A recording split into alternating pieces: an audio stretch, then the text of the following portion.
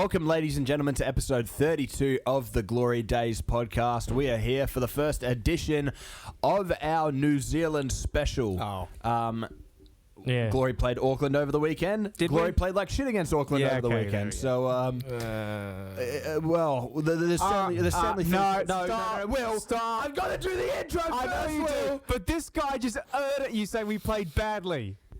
James, let's get on. We'll get on to that in a second, James. We'll continue with the intro. So, the Glory have come off of a very, very nice performance, really rallying the spirit of everyone in Perth around the club, and then we've gone up and put up some depressing shit over in New Zealand. So, the new distance derby remains at 1-1 at the end of the season. We got the win in Perth 1-0. Auckland got the win in Auckland 1-0. And I'd have to say it was rather uninspiring from us and rather pathetic from Auckland, considering that they could only put one past us. But that's besides the point. Plenty to discuss today. Do we want to get into the fan comments first, or James, do you have something to say? No. James has something he wants to say. No. We'll get to the fan comments We'll do the first. fan comments, and then I'll give my thoughts on the performance, because I'm sure it's going to create some tension in the room. Let's just get through the fan comments first. Fuck this guy. I'm not a fan of your comments. He's just the only reason he's saying that is because his Uber Eats order hasn't arrived yet. I've been waiting for so long, man. Okay, here we go. So, we'll get into it. Georgie Shandor and Joya. I need to find the audio of early season Stan saying it's my team. If we aren't successful, it's my fault. Dan, Fury would have been more competitive than Glory. Ewan Gray, maybe Luke Ivanovic wasn't so bad after all. PR, conceding directly from a corner, sums it up pretty nicely. Lachlan, not much to say. Sale played well, but conceding directly from a corner sums him up. Disappointing to not see Amos get a full 90. He's 10 steps ahead of everyone. O'Neill, for being an experienced pick, is poor. Merchula, although good today, hasn't been great. That's about it. Lachlan had some more thoughts. I disagree on that Merchula take, by the way. We can discuss that later. We will.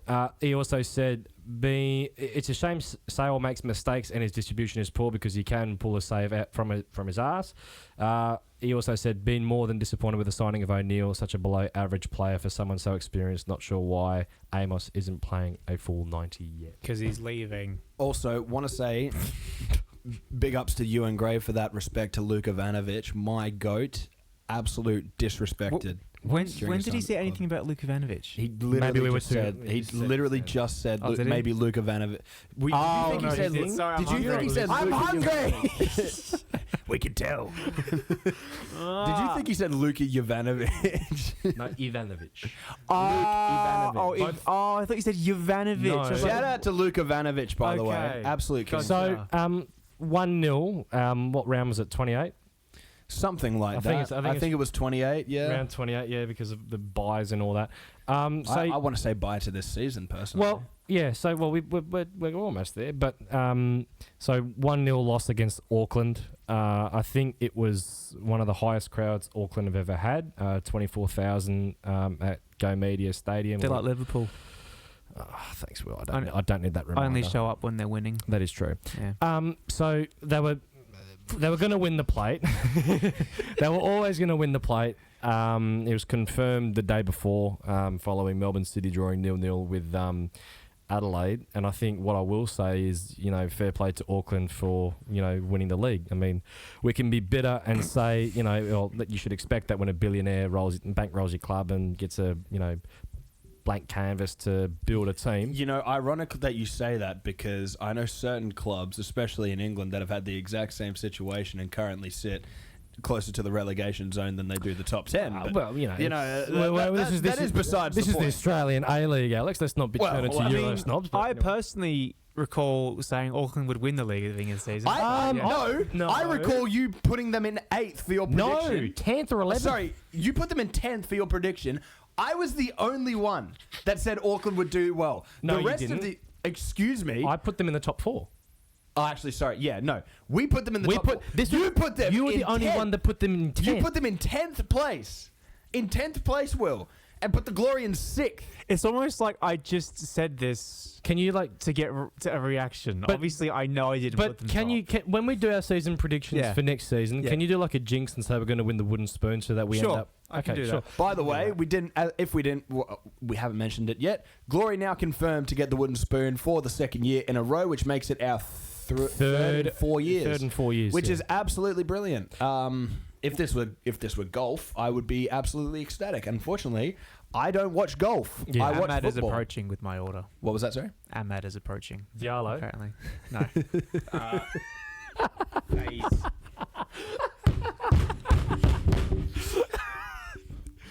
Okay. I'm not having a good time. I can see that. So that's the thing. We knew the wooden spoon was coming, just as we knew that Auckland were going to win the plate. Yep. Some initial thoughts. Will, what were your initial thoughts from the game? It was just boring. Boring. Like, Boring. yeah, literally. Like, you could just tell from the first 10, 20 minutes that we had no intention of actually trying to win. It was more just about, can we hold on for a sneaky 0-all? Mm-hmm. Like, the stats by halftime told you the whole story. Like, I think Auckland had 2 XG by halftime. We had no shots at halftime. And there was no shot. And it was... What kind of pathetic excuse is that for an even attempt at winning? Like, the season's done. You may as well just go for it. And yet here we are just doing nothing. Like, if we look at the performance you put in against Auckland at home, I understand it's at home. But at the end of the day, it is the same team. And you've proven that you can beat the team. So you should have to go in with that confidence. You know, it's not like we've beaten many people this year, but you beat them. Mm-hmm. So you know what works in terms of how to attack against them. But yet we just decided to sit back and just hope we can hold on to something. Was it not the same sort of game plan that we had at HBF Park? Probably. That was aided by the crowd, because we did have the crowd behind us, and this was a game where trying to and look, I'm definitely gonna be the odd one out here. I was not disappointed with that performance because no, just wait. What else were we expecting? Realistically, from this game. Sorry. What else were we expecting from that game? shot by halftime would have been nice. would have been nice. What were we expecting? An Like, really, attempt to win would be good. we were. Look, I'm sorry. I was resigned to I us am losing sorry. I'm before we sorry. kicked the ball. I expected us to lose the game. Yeah. I was pissed at halftime. We didn't even try. I'm getting my food. We didn't even try, James. Well, we tried to. Well, look, can you What did we try to do? defend? What? I can't criticize James. how we defended after seeing the absolute abomination that was the first half of the season. I can't criticize how we defended, but I can also criticize the fact that we didn't try and do anything other than defend. I'm only talking from the perspective of our defensive efforts, because from the perspective of, we only lost 1-0. Great performance. From the perspective of, I watched the game, I witnessed us not get a single shot yeah, in the opening, No. 60 minutes? is around about that. Yeah, I think it was 50, because that was Mele Usnich or Taggart that I think had a header in the 50th minute that was off target. But look, Oh my God. all I'm gonna say to start off with is that, number one, from a defensive perspective, I think we were able to do as good as we possibly could and better than previous glory teams like this season. From a defensive perspective, in the sense that Auckland were piling shitloads of pressure on us. They had the expectation among the stadium that they were going to win the Premier's Plate and do so in convincing fashion.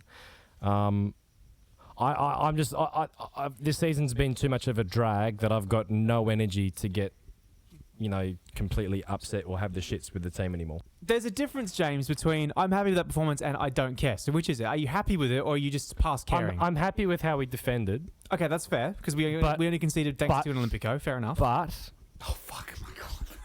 yeah, we only conceded to an Olympic. What a way for us to concede. That's such a glory way to concede as well. Mm-hmm. Defend beautifully the entire Do you know game. what- Face 30 shots, not concede, and then concede a fucking Olympic. Do you know what Auckland's final XG was from that game per Opta? 2 point. No, Was it not 2? Opta measured it at 3.36. No, but we're not thinking about Opta doesn't count, bro. Opta doesn't count. I'm using Opta. I'm using FootMob. I'm using Opta because I'm pretty sure FootMob said like 2.36. Well, either way, we still did better than what we were expected to concede. Well, I can't criticize the team for the way in which we defended because we had no alternative. Can I criticize them for the way we attacked? Sure, but let's start with our thoughts on the starting lineup first, because there was the one change where Pennington was not in the squad for some reason. Yep. Maybe injured, maybe rested. I'm not too sure. He's gone. No. Pennington was out and Will Franey was in. Did we have any real thoughts about the starting lineup? Were we happy with it, or were we like, No. I personally like the inclusion of Will Franey. I thought he had a really good performance. I think so too. For those of you that weren't in the Glory members forum, maybe we'll touch on it here and there. Yeah, but one of the will, things yeah. Oh, we have a whole section about it, Alex. We do have a whole section. Yeah. So maybe if you read the file that James sends. Eat your fucking burrito bowl. I will. Thank you very much. Good. Eat it and let me talk. What are you going to say about Franey? One of the things that they did mention was that he's a very hard worker. Yes. A guy who is going to be able to consistently sort of get up and down that pitch. And that is... Improved his kilometres. Yeah, 100%. That is where I think his strength lies. I do think sometimes he lacks a bit in the physical department in terms of his actual strength, maybe in terms of his... sometimes he gets caught behind the pace of the game. But overall, I think he's very impressive in terms of his actual... overall play. Yeah. For a young lad that's making his first start in the A-League, I think he's been solid. And we thought this when he made his debut. I think it was against Western Sydney, wasn't it, where he made his starting debut. There was a lot to like. Yeah, no, so 100%. I thought he was solid. Majex kept his spot in the team. Yeah. Which was I think on the basis of the Adelaide game deserved, but. He had a few cock ups, but he also had a few really good moments. He stopped a few. What was that goal line save for the goal from him as well? I thought in the first half though, I thought he had a shocker of a start. Yeah. I thought we need our centre backs to be comfortable defending in those wide areas, and Majex, you would have thought, would have been that more mobile defender, but I thought his approach in those 1v1 situations, his footwork, he was either slipping on his bum or was getting beaten by Max Mata or Guillermo May. Not a good start, but I think he did do well to rectify it, and he, along with Tomislav Merchela, I don't think they really put a foot wrong throughout the game. I will say as well, there should have been enough evidence in that first game of the season against MacArthur where we had Majex playing right back. There should have been enough evidence there to prove that he can't defend as a wide defender, that he is not good in one-on-one situations. And I love Majex, right? He's, at times, pretty decent on the ball. He's good physically. He imposes himself well in the air. He's decently quick as well and agile. However, the guy struggles defending one-on-one. That's not a knock on... Well, I guess it is kind of a knock. But he has struggled this season defending one-on-one. Yeah. There should have been enough evidence in that game against MacArthur to say that Majex should not be trusted... I guess not trusted, but not relied upon when defending one-on-one. Especially against quality wingers such as Logan Rogerson. I do not know why we persist with this. I do not want to know why David Zrilic persists with this. It baffles me. But he hasn't. Baffles But he hasn't persisted with it because we've barely seen Majex all season. But then why all of a sudden in the last stretch of the season are we seeing Majex? And he does perform well. He performs well for 2 games. Performs really well as a more central centre back. And then all of a sudden he's asked to stretch out wide and defend one-on-one, which is not his strength. But I don't think are purposely. We were not. I don't think we were trying to cause those scenarios. I don't think we were either. But you've got to have that sort of. You've got to have the thought in mind of a coach as, okay, if Majex can't stay central, he's going to need to then go out wide. So he needs cover. So why did we not give him adequate cover? We gave him nowhere near adequate cover. Well, You've got the guy going up against the likes of Gillian Rogerson and Nate Moreno, and you're leaving him there stranded. His only cover is a buddy 47-year-old Tomislav Merchela. Well, the Auckland's fullbacks were creating those overloads, and I think we struggled to deal with them at times. And I think I'll credit the players in the sense that defending in those conditions against the top side for 10, 15 minutes without any sort of reprieve is not easy. It's hard. No, it's hard work, not. and this isn't like a get out of jail free card for the players. But you can ask any team, whether it's even as low as like State League or as high as when Mourinho's Inter beat Barcelona in the 2010 semi-finals in the Champions League. Defending for that long requires a lot of concentration, a lot of focus, a lot of organisation. And for me, given that at the start of the season, not only did we concede too many goals, but we would have a tendency to concede goals very quickly. And stupid goals. But I can't criticise the players' efforts from a defensive perspective, given what we have seen throughout the season. Yeah, so true. So, anyway. Just brush that side, yep. Yeah, don't care. So, at halftime, our XG on FOTMob, for Auckland's XG, sorry, was about 2.16 from memory. Per FOTMob? Per FOTMob, yeah, okay. right? Yeah. So, low twos it was. Yeah. At the end of the game, it was 2.66. Per FOTMob. Per FOTMob, right? Yeah, okay. So, we defended arguably much better in that second half in terms of how many good chances we let them have. Yeah. But yet we still conceded from those lesser chances. Does my head in. So we concede, yeah. To be fair, there is a luck factor about it. We defended really well in the first half, but they also had a bunch of chances they should have scored. Well, Max Mata, just like the home game Max too. Mata is seriously creating a case for being one of the worst strikers in the league this season. He finishes like Hoyland. And I'm saying that Can't as you say that after he scored on the weekend, bro. first goal in like a millennia. No, but James, he has the highest XG conversion in the league. When you actually think about it, Hoyland no, but actually- but the thing is, Auckland also finished that first half with 72% possession, 3 big chances. But the thing for me is the shots, right? So Auckland had 2 out of 15 shots on target. Yeah. But 8 of their shots were blocked. So that for me shows an evolution in the desperation to defend from the players, because there'd be so many chances, I can think early on in the season where teams would just have like a, drive through our midfield or our defence and just get shots off in really good positions. Was it a paid Evo or was it one of those free ones?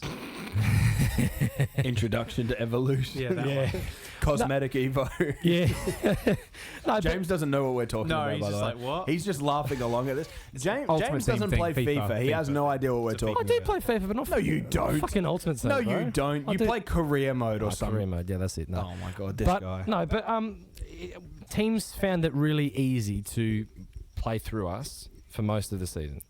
That's something we can Easy all- is an understatement. Yeah. Well, it was embarrassingly easy. It was actually like we may as well have just not tried because was it easy, actually might have mate. been better if we didn't. It was easy like Sunday morning, mate. Shut up. Also, where was Sebi? Despotovsky? Yeah. I thought, never. Not him. Not that Sebi. Not him, bro. No. Despotovsky. I was Where going to was say he? Bobby Despotovsky Jr. wasn't even on the bench. He should have been. And he was supposed to, To be be fair, travelling. That's what stands. He's there. He's there. He is there with the squad, but he just Yeah. wasn't selected. I will say, I have the feeling that Zrilic cares more about the wooden spoon than he cares to let on, because I have a feeling that the reason that Despotovsky wasn't on the bench is because Zrilic was so desperate for us to actually get a result from that game and not get the spoon. But now that it's not possible, can you please, for the last game, I don't care if we end on a loss, because this season has been a loss already. Just play the young guys. Give me something to just look at. When that lineup graphic pops up on my phone, I want to see Kwa Ingo. I want to see Will Franey. I want to see Jalen Pierman. I want to see Sebi Despotovsky. I want to see Labib if he's fit to play. I want to see Majex. I want to see Cameron Cook. Just give me the youngsters. I for the last completely game of the agree. In season. my opinion, send tags and all that stuff home now. Not because they did a bad job.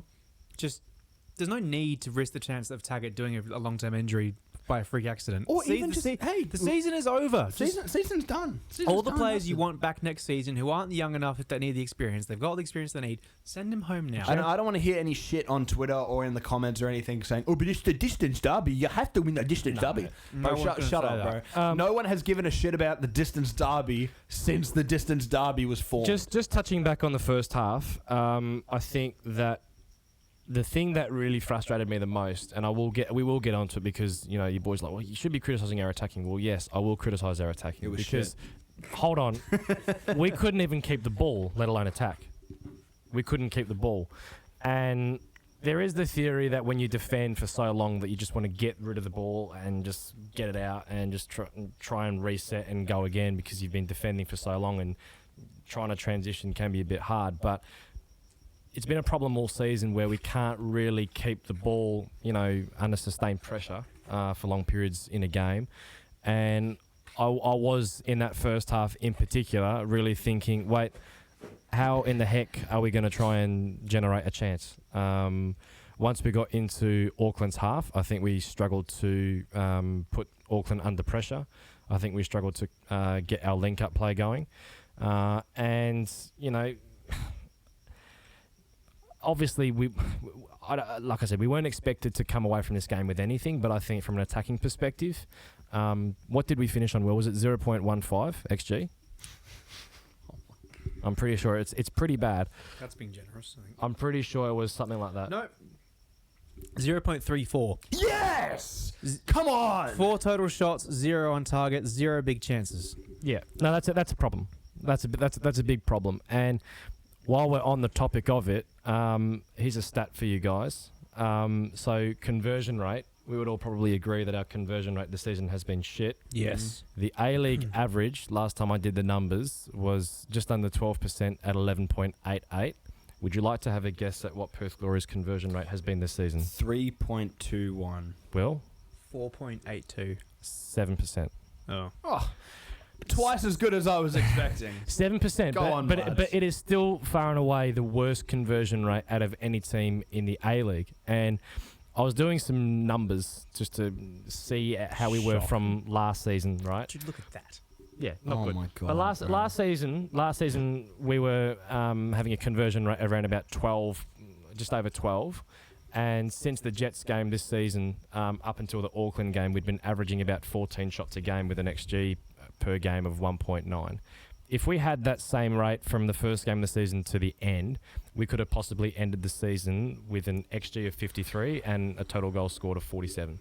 Yeah, instead we're more or less going to be ending the season with a goal score probably of 21 or 22, with a total XG, depending on what site you use. If you use FootMob, it'll be around about 23 or 24 XG, and if you use Opta, it'd be around about 34 or 35. So we've significantly underperformed from that aspect. Have we? Well, yeah, it's been shit. And it's no surprise that how we attacked against Auckland, we just looked lost. We didn't really have any ideas, and Pearman got shut out for as much as he tried. Yep. Taggart had a graveyard shift. I think he had the least touches out of any player on the pitch.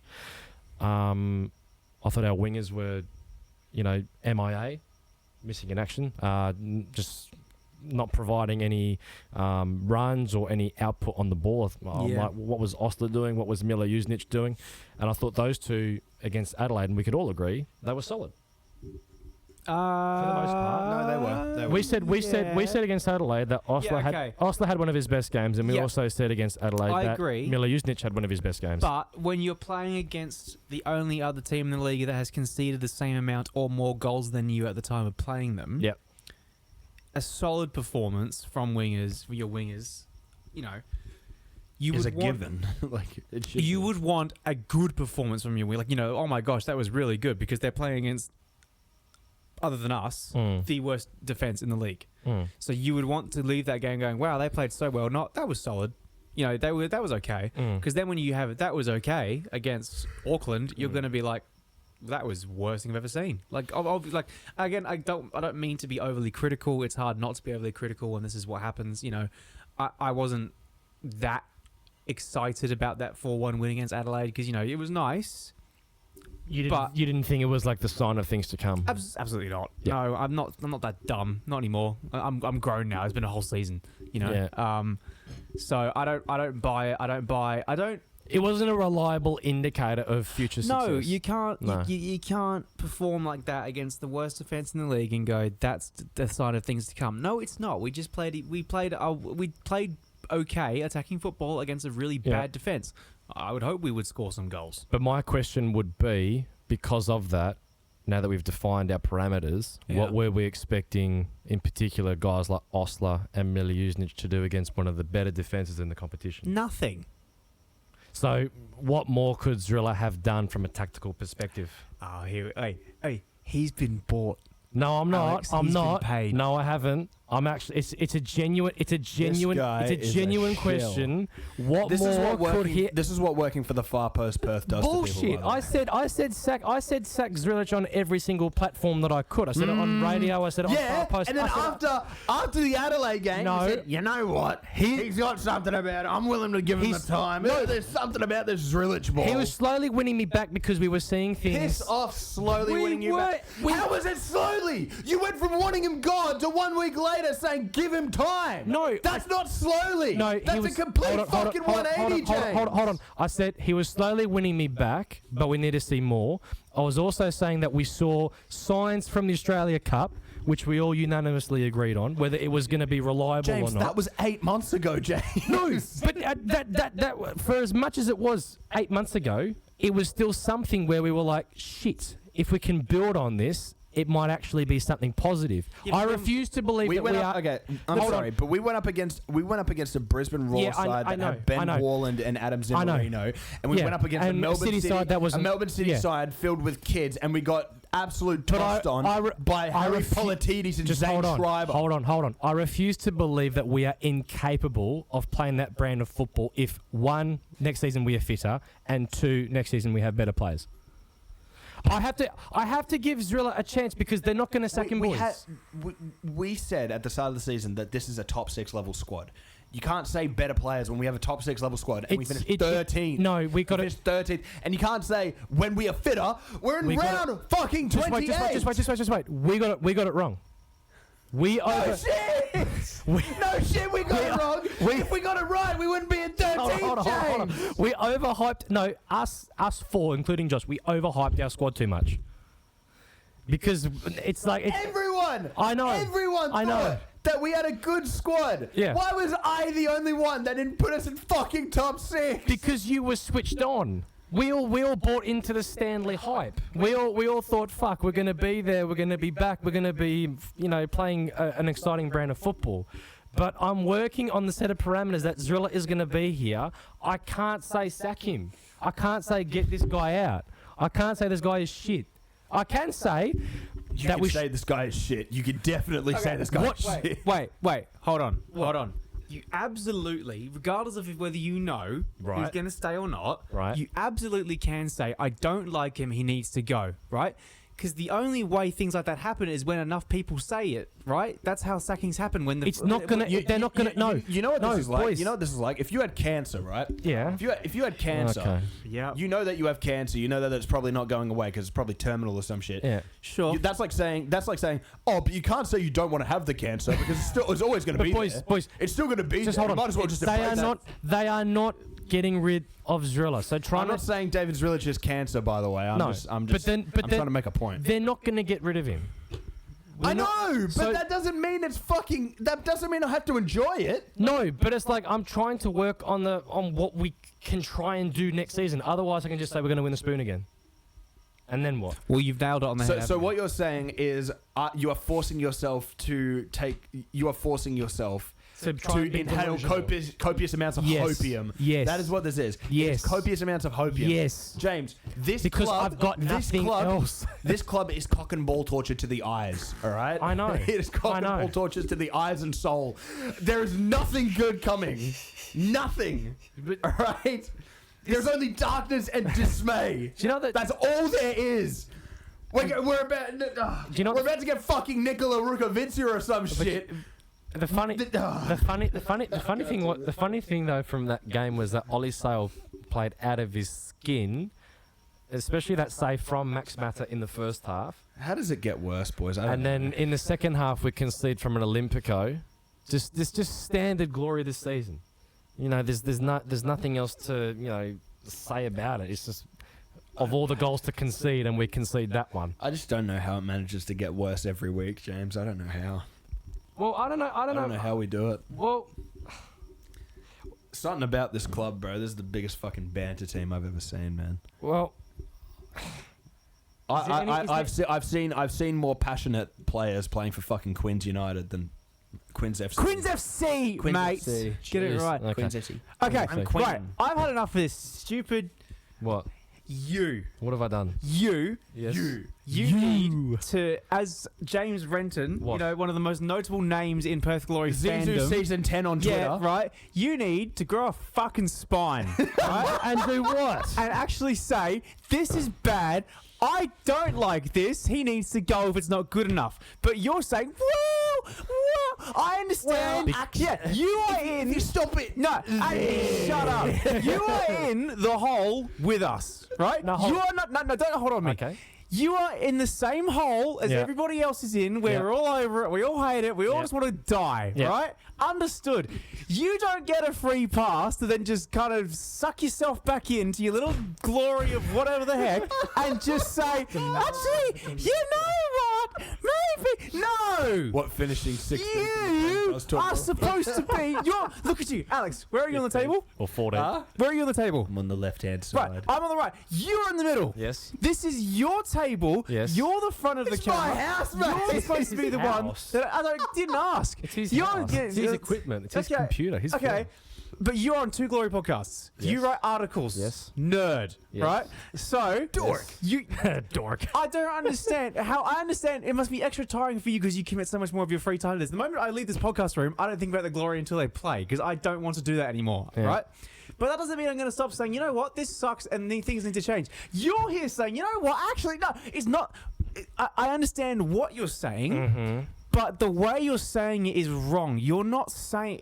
Correct me if I'm wrong. Yes. You're not saying that this is okay and we will be better. You're saying this sucks, but it's not going to change, so I'm going to make the best of it. Yes. But when you say that this is okay and you know what, I see this and that, those are two totally different things. Look, I'm fairly clear in that if Ross Pelligra was running the club with the right level of integrity and running it how a proper owner should be. Hold on. If he did his job as Due an owner, diligence. No, his job as an owner properly, Right. we would not be having Stan Lazaridis or David Zrilich surviving this season. If I didn't have cancer, They I'd be should- so much healthier right now. Shut the fuck up Stop about with the cancer. Stop with the You cancer. are a cancer, Alex. No, James. No, just let me finish. If he was running the club with the club's best interest at heart and actually understanding what the fans were saying, he and Vince Grella and Jason Bontempo should have come to the conclusion we need qualified and experienced people running the football club. That's what they should have concluded. Okay. They also shouldn't have. They said Anthony Radic said April 1st. There's going to be an end of season review where Zrilla's future will be decided. Yeah. Now Ross And they lied. I know because they said in the Again! James! No, listen, James, listen. are you implying that Ross You Pelligra just is a said, liar, pants on fire? Alex, shut your hole, right? You just said, if Ross hired... Yeah, I want you to repeat that sentence again. on camera. I don't Not on care. camera, I it's don't like care. BFG. I don't care. I want you Yes. to repeat that sentence again. I'm going to repeat it back to you, and you tell me how absolutely absurd that sounds. What? Owner of football club Ross Pelligra, if he Yes. did the right thing by hiring experienced people who know how to On merit. right? Yes. Do you know how absurd that is? That's even a question. Yes. That should be the first thing I you know. do. I know. So why are we acting like this is? Oh, if he just did that, that's Because the first thing you Just do. hold on. Who was our owner before Ross? Is that a genuine question? Tony Sage. Obviously. And he brought in Tony Popovich. He tried his best with experience. No. Hold on a minute. Yeah. He wanted Robbie Fowler over Tony Popovich. But what happened? It's not, Burnsy I and don't Peter do Fala- ifs, buts, He bought in maybe. Burnsy. That's another one. He bought in Jacob Burns. Jacob Burns and Peter At least Filopoulos Jacob Burns. convinced him Okay, but here's the thing, to right? go and get Popper. Okay, but here's the thing. That's why you need a good director of football. Yes, Because I agree. Jacob Burns was there to tell him, no, Popper is your guy. Yes. Don't go for Fowler. Yes. Right? Yes. If Tony Sage had Stan Lazaridis, he'd say, oh, Robbie Fowler's good and all, but I think Dwight York might be available. That's what he would say. He'd say some Yeah, dumb shit. I know. Oh, you know what'd be a great idea? Forget about Robbie Fowler. I've heard that. What did Alex okay, Papalier, okay. he's all right. What did we Would have been like fucking 14, bro. what did we think of the 14-year-old just hold on. kid, bro.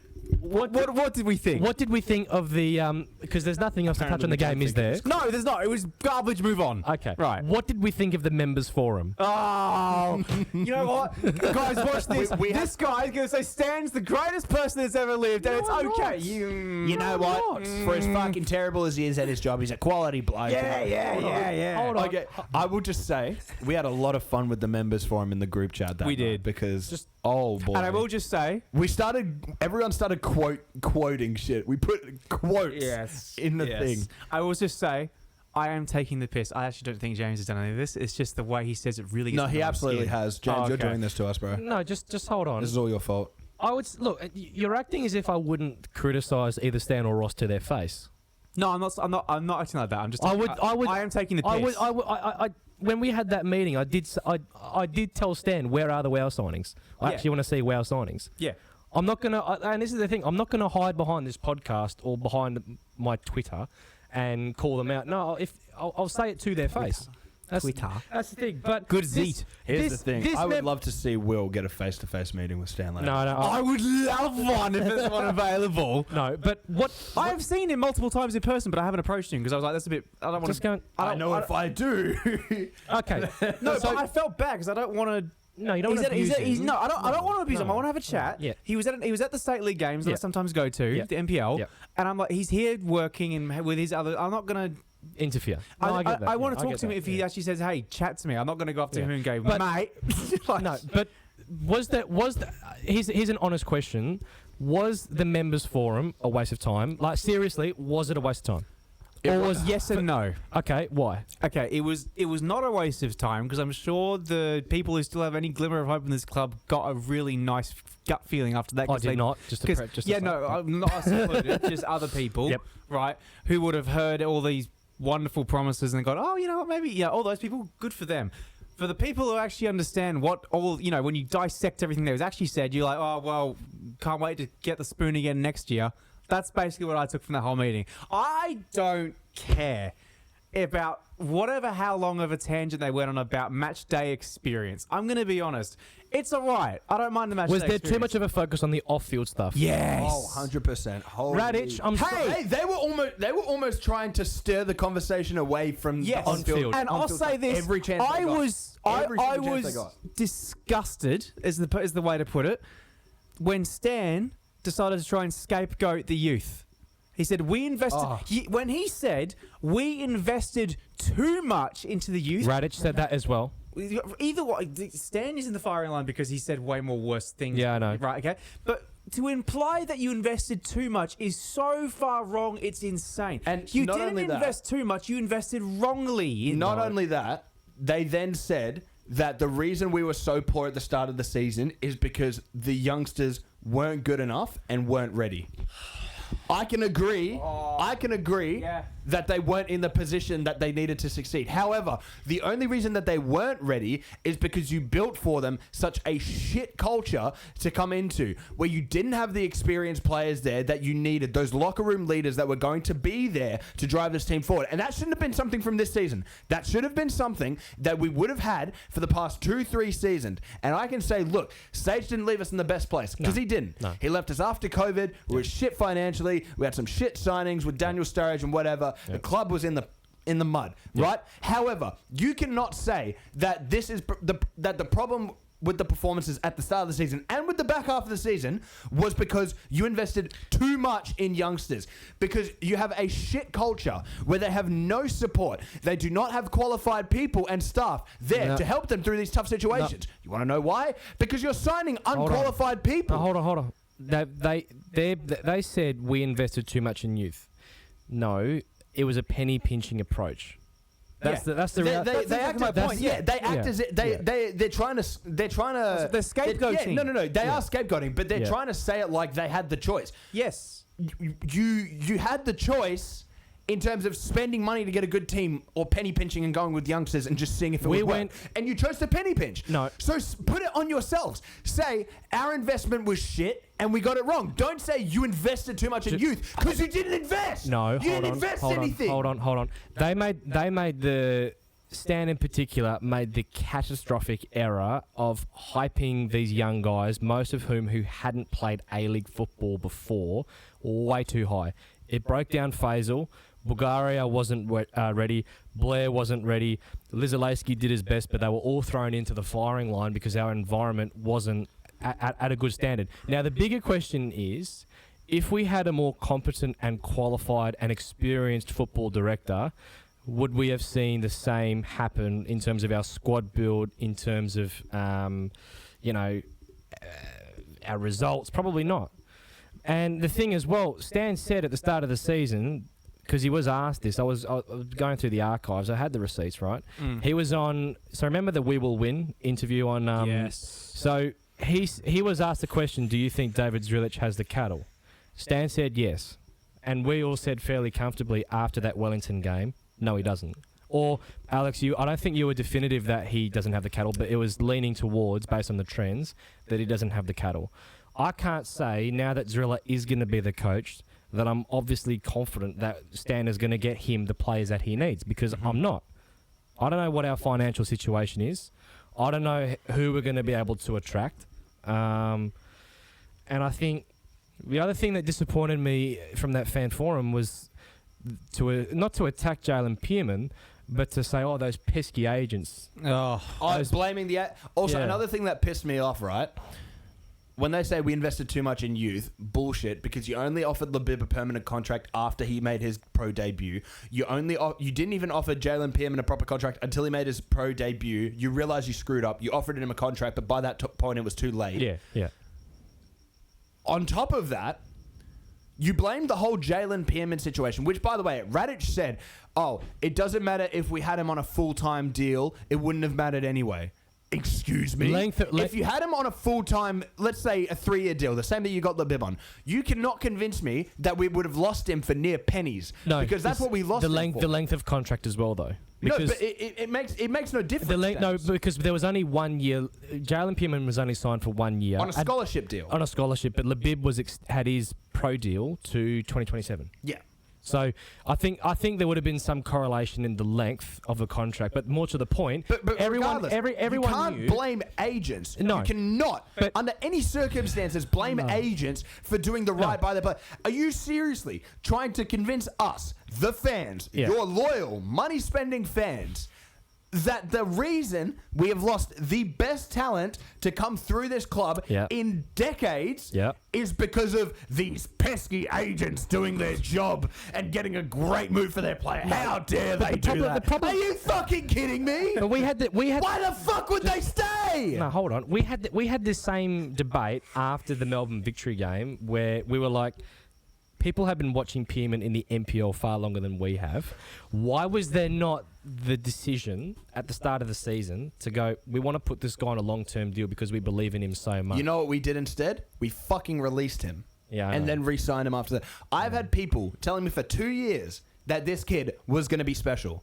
How is it that random people that go to NPL games can tell that Jalen Pearman is going to be something special, but the people at the club, people at the club don't realize that, release him, re-sign him to a scholarship deal, and then have the audacity to blame his agents when he gets him a championship move after we disrespected him so much. But it gets worse. And Jalen is so good. I don't know how we didn't see this earlier. I just wanted to comment on something as well about the whole scapegoating of the youth. Like, I don't want to say that's what he tried to do. It just really feels like he was trying to blame everything on the early start.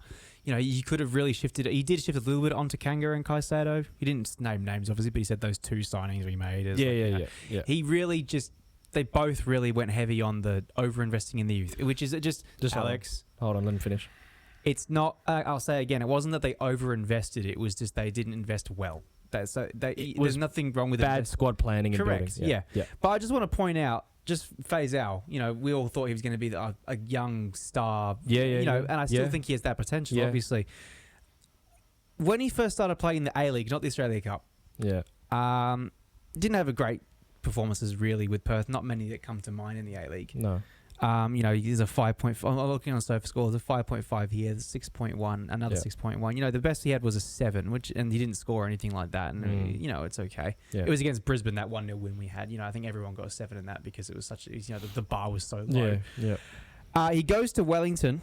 Mariners. The Mariners. Sorry, I just saw Wellington Mariners, pop up. Yes, he goes to the Mariners. He's played 4 games with them. I don't know what ended up happening. Is he just not in the squad anymore? I'm not sure. I just don't think physically he was ready yet. No, but I will just say he goes to the Mariners. He played 4 games with them while he was. Well, he's still there now. Obviously, I'm fairly certain. First game is 6.6, not awful for a debut. In the considering to a 5.5. Then a 6.8, which is quite high up there. Then a 7.6 with a goal in a 2-2 draw. And then a 6.8 against the Glory, and then he hasn't played since then. But the thing to note is that. Oh no, my apologies. He played in the Champions League. Yeah, and he has been playing. No, it just didn't show up because he's been playing quite well. No, the thing is that, and we'll reflect on this more in our end of season review. But our young guys had to pull up way too many trees at the start of the season. Yep, they were thrown into the deep end, and we all knew watching those games at the start of the season. Holy shit, we look so far off the pace. Yep.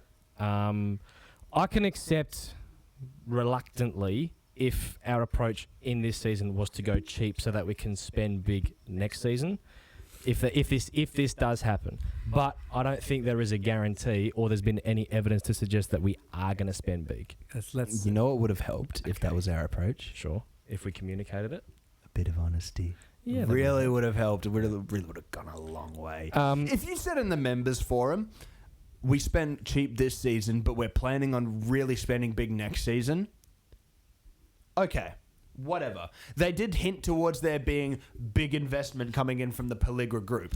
They haven't given us any indication as to what that is. Hold on. We have to clarify. They said the Pelligra group was asset rich, I'm pretty sure, but they didn't say that they had a lot of cash. Correct. They said that they were asset rich and that they were property developers, which was a big reason why they. Yeah, but they didn't have a lot of liquid cash. I think the exact wording was we might be able to see some of that liquid assets coming soon. Like there's some of that cash coming in at some point soon. They didn't. That's the way they said it. They didn't give us a date. They didn't say it was going to happen or not. Some other things to note from the members forum. So the recruitment was too youth focused. The playing style will be a hybrid of the Red Bull model. Don't care. Move on. That's just. I don't words, think, bro. Words. Yada, yada. No, shut up. Stan said that Zrilic needs to hit the ground running and have things going by January. Otherwise, he's in trouble. No shit, bro. Move on. Hit the ground. We're talking like this season just didn't happen. Hit the ground running. He's had a year. Seemingly, a midfield signing was announced. Or suggested. Yeah, suggested. Well, if it's the one that got announced today, it's not announced today. Oh boy, heavily speculated. Player movement will become official in mid-May. Yep. And there will be a new assistant coach brought in. Yep. We don't know who this assistant coach is. No. Oh, and there's also going to be a brand new role given at the club for someone to come in and tutor David Zrilic on how to coach football. A mentor? That's what he just said. No. Assistant coach is what he said. There's going to be a brand new position at the club for someone to come in and mentor David Zrilic. No, this is a stupid question. That is what they said. No, the mentor was but they said it'll be more or less an assistant coach. Now, is there anyone that we would like to see? Like, let's be serious. Is there anyone realistically? I'll put my hand up. I wouldn't mind seeing Richard Garcia back. He's currently involved in the under 20s, I think, or the under 23s. Honestly, get him involved. He understands the club, manage the boys, and Kenny Lowe. I don't think Kenny would come back, but I don't think he would. But I think I would take someone like Gas or get someone in that's got some experience in and can just help manage, I guess, the locker room or just manage things in general. I would take Richard Garcia. I'd take Dil Kilkenny. I think he's probably busy up with Sorrento right now, man. Yeah. I doubt he'd take it, but I would take Neil Kilkenny. Yeah, I can see that. Kenny Lowe, like I said, I don't think he would come. Who's a really good manager? David Zrilic. He'd do a really good job as an assistant manager. You raise a good point there. I think, and the other thing, get Jacob Burns back, please, just in any capacity. Hi, Jacob, if you're watching. He's not watching. Thank you for following our podcast account. Ross Grella, Jesus, Ross you are watching Jacob, please Ross come back Pelligra and Vince Grella had an interview with the West Australian and Channel 10. I will admit two final things about that fan forum or the members forum. One, you spineless cowards, you should have had it in person. So true. And number two, where the fuck was a representative from the ownership group? Also, we barely got any sort of like open question time. And every single question that was selected was hand-picked. A hand-picked question. And all of them were so tame. It was just like, what's Stan Lazaridis' favourite Perth Glory kid? It's just like, no. You're actually giving him a headache. Hold on. I asked a question, but What's your favourite Zizou season tweet? Yeah, sure. It's like none of them because he's mean to me. No, I phrased my question wrong. I will put my hand up and say that I phrased the question wrong. But I was asking Stan, what are we going to do to help Zrilla, given that he will be the coach? Like, what are we going to do from an off-field perspective? That's what I was trying to say. But then he sort of went back to the whole, well, he's going to play a hybrid of the Red Bull football. He's deflecting. He's deflecting because they ain't got shit. I do have some notes of my own because I actually researched, unlike Alex. So there was I had 3 things I took away from that weren't already on the list. Yeah. Because everything there I was like, that needs to be talked about. Yep. First thing was when the question was asked about fitness. Not enough preseason games. And he also just said, well, they're going to run a hell of a lot. Yeah, sick, bro. Thanks. I'm as the fan I am. I'm really encouraged by this. Do you know, Stan, what's the plan to make sure the boys are fit for the season? We're gonna make them run. No. Do you know what the irony was? He said there wasn't enough preseason games. Well, we played the most preseason games for this season than we had done in quite a few years. Oh my god, we played 3 games in the Oz Cup. So we played Brisbane, Moreton, and Melbourne City. Yep. We played Newcastle twice. We played the state team. We played like 4 or 5 games against NPL sides. We played Armidale. We played Sorrento. We played the state team, and I want to say one more. There was one more. Was it Balcatta? Yeah, Balcatta.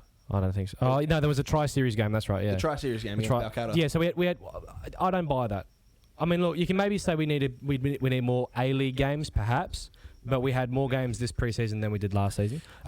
Were there other points that you had? Second point was, unfortunately, I didn't get to ask it, and even if I did ask it, I'm sure it would have been ignored anyway because it was too aggressive. But I just wanted, when Stan said that, we will always be here, we will always be accountable. Was it Stan that said that? Stan said that. It was that. Yeah, I just wanted you to confirm. He did say that. No, because I've been asking for as long as I can remember for this whole season for you to say the words "I got it wrong" in not just in terms of the signings, and you can blame all the people who are half your age, whatever you do, you bro, right? I want you to say, my job is on the line or whatever. From that interview where you said, if we're having this conversation next season, I won't be here. No, he said specifically, if we're having this conversation this time next year and we're not successful and we're not doing the things that I promised, then I won't be here, because the implication was the Pelligra group, if things aren't working, they will make changes quickly. The thing that I find interesting, though, is that in an interview with Ben Smith, and credit to Ben Smith for doing this, by the way, because Pelligra has been absent for some time now, along with Vince Grella. Pelligra was apparently prepared to be patient for this season because of what was inherited, in a sense, of the legacy issues and the contracts. But my problem is there's a juxtaposition, though, because he said, well, at the end of last season, I won't accept failure, and we're going to get to the top of the table fairly quickly next season. So that implies some level of investment. Well, not just that, but also a turnaround of sorts that's going to see us propel up the ladder. The fact that we didn't see any of that, and the fact that he is accepting failure by not making any sackings, and instead of saying, well, we're going to give them another chance. And people are getting promoted. Well, my question is, if Ross, Vince, or Jason didn't know Stan or David, or didn't have any prior connection to Stan and David, would they still be employed? No. If Kenny Lowe had this season, he would have been gone by January. Yeah. If Jacob Burns had this kind of season as doing Stan's job, he would have gone by January. He would have been gone. Absolutely, and we're not fooling anybody here. People have been sacked for far less. Yeah, People, and yeah. I think was it Ben that was like, no, give me examples when you said that under one of his tweets, and you're like, duh. No, I said no. Ben does my head in sometimes. No, we're not. This is not. No. We like Ben. We like Ben. I was We just. do I was, like Ben. I was Like, just remembering a conversation. I was trying to remember the conversation. Sometimes, bro. I said that Richard Garcia, Yep. Kenny, and Alistair Edwards. No, Ali deserved to go though. No, Like, but bad. he was still Yeah. sacked after a short Yes, period. because he played his two You sons. could arguably say Ian Ferguson. Yeah, after leading us to a grand final. for Should we sure. just get Burn Walter Stange back in? Is he still alive? Sorry, Burnt Stange. Bernd Stunger. Burnt Stunger Stange. Whatever. Stange. I always say Stange. What the fuck? Did you say? Is it Stunger? Bernd Stunger. Sorry, I thought you were talking about Stadge, and I was like, who's Stange? No, Just want to. I didn't realize. I have one more. I've never heard. Oh, sorry. I've never heard anyone say Stunger. By the way, Burnt Stunger. I've always heard Stange. No. Fuck. Okay. Yes, Will. Just want to say the direction we're going in terms of also ticketing and division of tickets will cost more at the gate. Yeah. It's cheaper to get it online. Or and members become a member. We're not. Oh my gosh. Okay. I don't know how I can say this to you in the most explain it to me like I'm a third grader way, but I'm going to Sure. try. Okay. Yeah. Let's talk about the Premier League, right? Yep. There's a waiting list to get on multiple Premier League memberships, right? You know, Everton have a season ticket holder, members, whatever you want to call it, right? There's a waiting list to get on because they're so popular, one of the biggest leagues in the world, if not the biggest, blah, blah, blah, blah, blah. You don't need me to tell you that, right? Mm-hmm. I'm going to be so blunt with you, and everyone knows this. There is no waiting list to get on the Perth Glory membership board, right? We don't even Whatever you publish say. our membership Yeah, numbers. I have a point to. Okay, so just That's shush, Yeah. right? To make it more, I guess, a benefit to become a member is a good idea, right? But there are ways of doing it that don't involve almost like pushing away the casual fan. Yeah.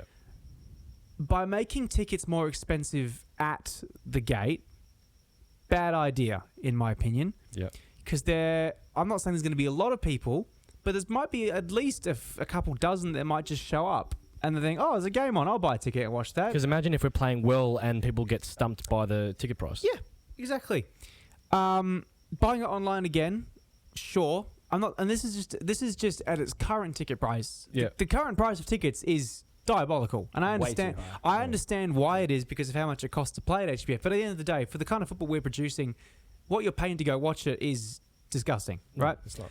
But to think that raising the prices at the gate and doing this whole new idea with how tickets are going to go in order to benefit the members more is just ludicrous because there is no supply and demand to be a member. There is no waiting. There is no people banging at the door to become a member and we're going to give them if you really want to give us members who do sign up every year, right, these benefits to be a member, give us more personalized things. Give us more reason to want Benefits. Benefits, right? Yeah. Don't change ticket prices for the casual fan. The last thing I want is casual, in a cost of living crisis, might I add, where young kids who are growing up and want to go watch their local club, you raise the prices at the door to try and benefit the members.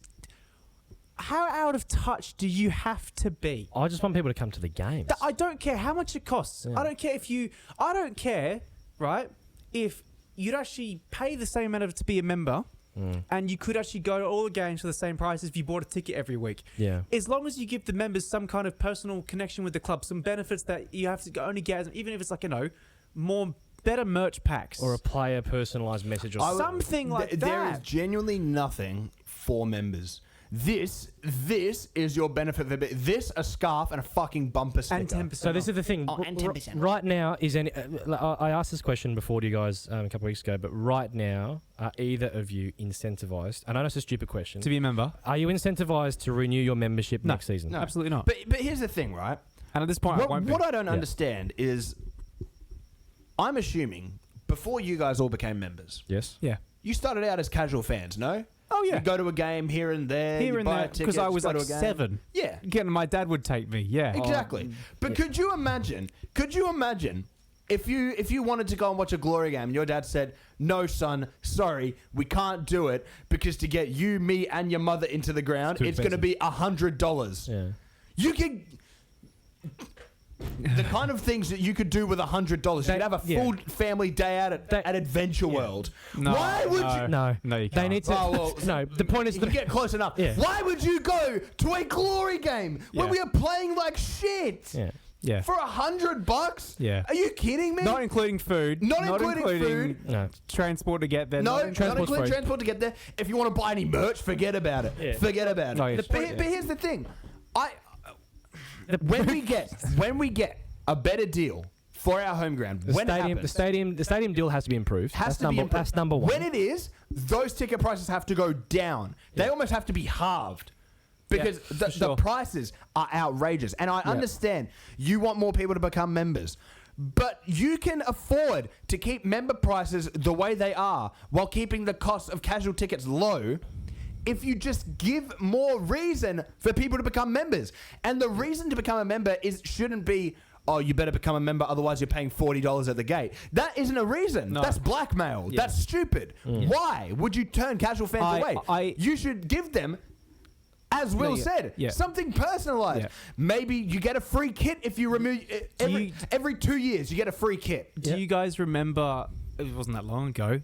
I really liked what the Newcastle Jets did in terms of their membership ideas. They released like this special membership thing where you got all this personalised stuff with the players. Yep. You know, it was very expensive, but it's something I would be interested in because I spend a fair amount of money to get the passes I get. Because, it's nice and close. Blah, blah, blah, blah, blah. I don't want to dox where I sit. But I'm willing to spend money. Oh, I was. Not right now, I'm not. You have to understand the market of what the fans are in Perth, let alone Australia. There's always going to be that top percentage of people who will pay, who have enough money and are committed enough to the club to pay whatever money they want to pay. Platinum, no matter how much it costs. They will just buy it because they want to go to every game and they want to... If you were to give them even more and then charge more for that... You would still get those sales if you were to. It's. I'm not going to say it's like a gold mine, but there are so many options you can take. I think the big thing also is that there is the desire within the people of Perth to see a successful Perth Glory because even though in that Melbourne Victory game it was free tickets for registered footballers, people still had to go to the game. And 11,000 came, and we haven't had a number like that but this is for years. But the point is that no one is incentivized though to come back. Yeah, and no one's incentivized. My point, and no one is incentivized to want to stick on with this project. And if Vince Grella is saying, because we'll touch on it, the interview that he had on Channel 10 in the West, he said 100% what happened this season will no longer be acceptable, and the coaches will be held accountable to the expectations laid out by the club. Well. We need to see a product that is worth getting behind and investing in ourselves. Pelligra said they back the work that the coaches are doing and that it takes time. Pelligra also said that you can't expect a person to come into a job and be a champion from day one. It gets worse. The comments from Vince Grella, who said that Jalen Pearman's move to QPR was, quote, a very poor decision, and, quote, time will tell whether it's the right decision. That was the most tone-deaf comment I've ever heard. Why would you even say that about a young player? This is a banger. This is the banger. I've heard this, yes. Vince Grella, when he left Carlton in the NSL to go to, I believe it was Empoli, was pretty much the same age as Jalen Pearman, who's gone to QPR, because Vince's argument is, well, I've got to try and tell the families of the Perth Glory players that it's going to become a professional environment. Perth Glory is going to become a professional environment where the players are going to have a better chance of having sustained success over in Europe. He said that, and everyone laughed at it. And I thought in general, for as much as I agreed with Vince's comments about the need for accountability, I thought how rich for you to come from Catania, when apparently you were a key stakeholder wanting to buy the club and get Ross to buy the club. You have not been publicly seen at the club's training facilities or talking about the club. And then when you are seen, and then when you are seen, you tell off all the players like you're the head teacher, and then you say Pearman was wrong to leave for QPR. Jalen is more than within his right, if he's advised by his agent, to go to QPR. Have you seen their facilities? If he said no, I would have personally messaged Jalen myself and said, "What are you doing? You got to go. Leave, bruv. Get out." We'll put a picture up. But have you seen there's a photo that went around of what the Mirrabooka training facilities currently look like? Training facilities. They look like it almost looks like a Sunday league pitch. Yeah, it almost looks like a facility in Mirrabooka. Like I don't know what we were expecting. It looks like a facility in Mirrabooka. It's nothing special. I don't know what we were expecting. I we got agree. this big thing about we're gonna have a negotiation with the city of Stirling. We're gonna get some massive training facilities, and then we announce we're proud to announce our new facilities in Mirrabooka. And I'm just like, okay, buddy. I will also just say, correct me if I'm wrong. Yeah. If you guys don't feel the same, that's totally fine. Sure. This is just how I feel. Yep. It feels like this whole club is being run by a bunch of car salesmen. Yes. Because used car salesman. used car salesmen who will just promise you the world, promise you all these wonderful, great things, and they have no idea whether or not they can deliver or not, and they have no intention to actually deliver on it. I've just got to. This is gonna be a weak question. Have you seen the movie Matilda? Yes. Yeah. You know the dad, how he's the sleazy fucking Yes, car yeah, salesman. yeah. It's like, I bought this car for $1,200. I sold it for $15,800. It's just the most dog shit. What? Just gluing on the bumpers, like everything Yeah. like that. Yeah. That is what this club is right now. Yeah. This feels like a sick joke. Yeah. So what I will also say to continue on from that interview, because this is where it gets even better. No, James, it doesn't hold get on. better. It No. doesn't possibly get better than that. When Ben asked, a bit more about as to what those changes would look like in terms of immediate rectification of on-field results, Pelligra and Grella did not offer specifics. Grella said regarding Zrilic, "We believe we haven't given him all of the tools for him to do his job this year, but when he receives the tools, then he will be accountable for producing consistency on the field. There will be suggestions that a 7-year plan, similar to what is going on with Catania, will be implemented."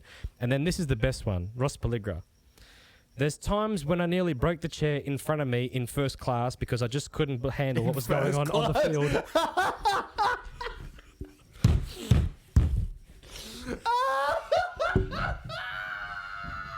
Ross, I'm sorry. That comment just did not hit at all. Oh my fucking god. Dude, yeah. I don't know what to say. Get you. That's it. Talk about being fucking tone deaf.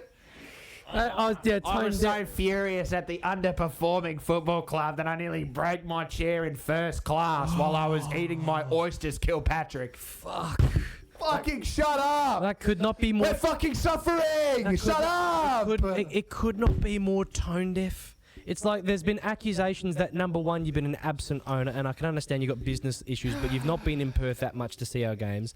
And number two, there were accusations that you've been stingy. Oh, we're not very asset rich. Excuse me while I take my first. We are asset. First class.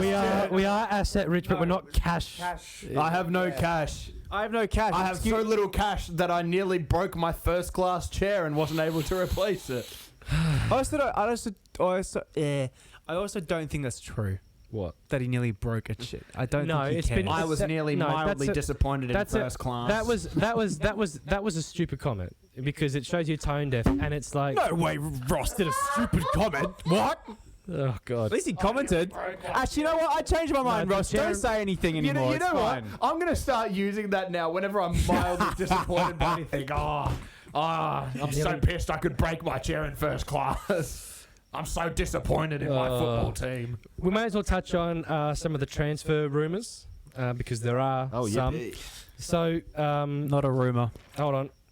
Scott Wootton and Sam Sutton, Done. done deals. Yeah. Wow! Done deals. I'm renewing my membership. Callum Timmins, done deal. Cool. Yes! It was confirmed also by We've New got Callum Zealand. Timmins. Hold on. It was confirmed by New Zealand-based journo Philip Rollo that after the Knicks played Newcastle in Newcastle, The three of them were all having a chat. So Wootton, Sutton, and Timmins are all having a chat at full time. Cool. Um, Alex, I'm talking to you after a game. There We're are- signing for the glory. Good there luck. are some rumours. No, I don't want to go.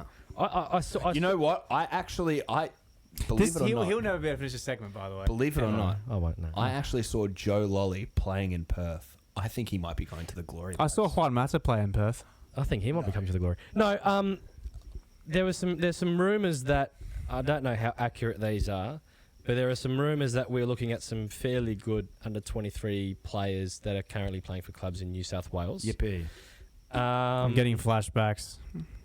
They said that about Bulgaria. No, but I think Bulgaria, if we by the get way. if we Great get player. either of these players that we've supposedly offered contracts to, so these could go anywhere. Who knows if they're true or not? I think they could improve the squad. Wait, we're getting massively. Segacic. Yeah, no, that's apparently. No, he's going to the Wanderers, man. Yeah. Yeah, he's gone to the Wanderers. And Apparently lastly, Adriano Labib could be on his way to RB Salzburg. And we're not going to get any money for him because this club We is will. stupid. No, we will. I know. We'll get a nice juicy transfer fee. that we will then put into building a second facility in Mirrabooka. I'll actually go against the trend here. I won't. I actually don't mind the signing of Cal Timmins. I don't mind it either. I actually think it's a good. I think in the sense of someone that's tenacious and can keep the ball well and receive it well under pressure. Stop and laughing, Will. It's not funny. If it means we can spend more as well, Will, in other areas, absolutely. It's a good sign. No. Think about it this way, right? No! Season after next, we're going to a 3 million hard cap for the We are. A-League salary cap, Yeah. right? Callum Timmins is Perth born and bred. Not a visa. Not a visa. He will not financially bankrupt the club with this signing. All right. Okay. He is 25. He's got room to improve. Yes, he does. And he was a starter at Newcastle and has been solid this relatively season. injury free and has been solid this season. Yeah. Touch wood. Patrick Wood. He is not a bad signing. Yeah. He is not a bad signing. No, he's not. No. As is the signing of Sam Sutton, as is the signing of Scott Wootton. I can't imagine Wootton will be here for more than a year. Yeah. He'll bring valuable experience while he's here. He is a visa pickup. That kind of sucks. Sutton is a visa pickup, I'm pretty sure. Yes. That kind of sucks. Unless he's a mysterious Australian citizenship that we don't know. He doesn't. Yeah, bugger. But he is a quality young fullback that has room to improve. If we get him on a long-term deal, there's a very high chance that we can flip him for some profit. That is true. So I'm happy with all three of those signings. Am I looking at those signings saying, "Oh my goodness, I must renew my membership Or you're gonna post say, haste"? wow? No, definitely not going to say wow. However, I see why we made the signings. They are good signings. You just hope that there's going to be some 5-star first-class food coming out soon. I want to reference this as well. Yeah. Radic and Stan specifically during the members forum, we didn't touch on this, said that they were promising 6 to 7 starting quality players. Yeah. I want to know what constitutes a starting quality player, because if you're telling me that Callum Timmins, if you're telling me that Callum Timmins is a starting quality player, I'm fully expecting the next signings walking through the door to be Theo Horace and Rukovic. Hold on. And that is not exciting. Let's just be very careful of falling into that trap again of believing what they say. No, fans I'm not. gonna use. I'm not. I know you're not, but I'm using this as blackmail. We have got to. You better impress me. We have got to be so careful. The only thing that's left, Will, is to preview Wellington. We lose. Can we go home? We lose. Is there any? No, generally. We've been recording for a very long time. Well. Here's the thing, right? The next episode will not be after the Wellington A-League game. Will be after the Oz Cup game because we have a double header against Wellington in New Zealand, which means we would have spent a month over there. No, because it'll be in Darwin. Oh yeah, it would have been in Darwin. Yeah. Dumbass. Okay, so Dork. shut up, burrito ball boy. Anyways. Shit. We'll come back to you with an episode 33. We apologise for this one being a long one. After the Oz Cup game in Darwin. And hopefully by then we're knocked out of the Australia Cup so I can have a big, long break and not have to think about this club until we do our next podcast episode a week on because we did some dumb shit again or we signed some shit. Alex. Yes, Will? You know how you infuriate me? The fact you just said maybe we can flip that young fullback for a profit, you know we won't. He'll leave on a free. Well, be a release clause of 200,000. Will, what? I would really like to outro this episode right now. Will, Stop being hopeful!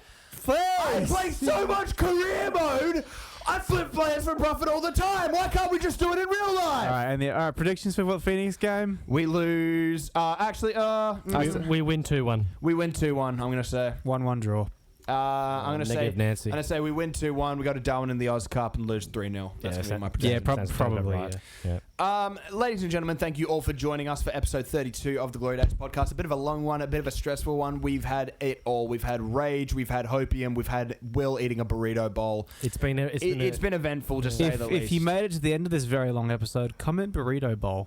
Yeah, please. Or just comment a burrito emoji. A burrito emoji. That's assuming anyone is or still tell watching. Tell yes, us I'm saying if you somehow made it through the whole thing. Tell us your favorite Zizou season 10 tweet. That would be a great one. Apologies to the listeners on Spotify who would have had their eardrums blown out at least 3 times by Alex yelling into the microphone. It was justified. It was completely justified, and the viewers will understand. Okay. Outro.